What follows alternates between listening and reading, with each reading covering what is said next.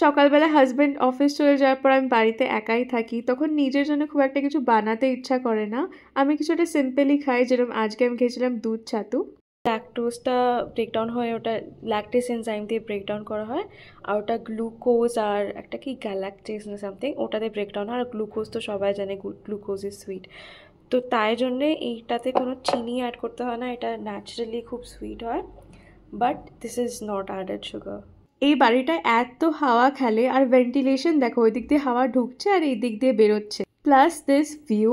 অবশ্যই শিফট করে এই বাড়িটাকে খুব মিস করব। বাড়ির কিছু বেসিক গ্রসারি আইটেম শেষ হয়ে গেছিল, তাই সেগুলোই অর্ডার করে নিলাম ব্রেকফাস্ট করে উঠে। দুপুরের জন্য আমি চিকেন বার করে তো রেখেছিলাম, কিন্তু বানাতে খুব ল্যাদ লাগছিল, স্পেশালি একার জন্য খাবার বানাতে না একদম ভাল লাগে না, তাই আমি কটা সবজি দিয়ে ভাত সেদ্ধ বসিয়ে দিয়েছিলাম। আমার মনে হয় খাবারের সবচেয়ে ইজি, একদম ঝামেলা ঝঞ্ঝাট ছাড়া প্রোটিন অ্যাড করার উপায় হলো ডিম খাওয়া। রিফাইন্ড অয়েলের প্যাকেটটা খুলে সেটাকে বাটারে মিশিয়ে তারপর রান্না করব, এত ল্যাজ লাগছিল যে আমি সব কিছুই করিনি, জাস্ট ডাইরেক্ট বাটারেই পুরো রান্নাটা সেরে ফেলেছি। একদম কম আঁচে করেছিলাম।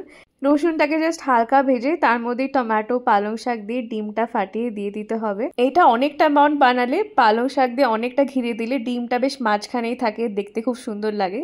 তারপর আমি এটার মধ্যে পেরি পেরি সিজনিং দিয়ে দিয়েছিলাম, আর একটু ঢাকা চাপা দিয়ে রান্না করলেই রেডি। তো এই ছিল আজকে আমার সিম্পল কুইক হেলদি লাঞ্চ। ঠিক লাঞ্চ করার পরেই আমার মনে হয় আমার সবচেয়ে বেশি খিদে পাচ্ছে, আর আমার কিছু মিষ্টি মিষ্টি খেতে খুব ইচ্ছা করে, সে যাই হোক না কেন। তো আজকে আমি একদম পাতলা করে ঘোল বানিয়ে নিয়েছিলাম দই দিয়ে। চিকেনটা যেহেতু অনেকক্ষণ বাইরে ছিল, বানিয়ে ফেলতে হতো, তাই আমি এটাকে ম্যারিনেট করে নিলাম। এটা ম্যারিনেট করে ফ্রিজে রেখে দিয়েছিলাম, আর এটা রেসিপি একটু পরেই শেয়ার করব। বিকেলে ভাবলাম পাপড়ি চাট বানাবো, কিন্তু পাপড়ি না পেয়ে আমি হলদিরামসের মাঠরি আনিয়েছিলাম। এটা তেঁতুল আর খেজুরের বাড়ির বানানো কাদ আর ভাজা মশলা। এটা বানাবো বলে দুপুরেই আমি ভাতের মধ্যে আলু সেদ্ধ দিয়েছিলাম, আর এই দইতে আমি হালকা করে চিনি আর নুন মিশিয়েছি। এই হলো আমাদের বিকেলের খাবার। এবার আসি রাতের চিকেন রাইসের রেসিপিতে, যেটা বানানো খুবই সহজ। চিকেনটাকে লেবু, লঙ্কা, নুন, গোলমরিচ আর অনেকটা রসুন দিয়ে ম্যারিনেট করে রাখবে।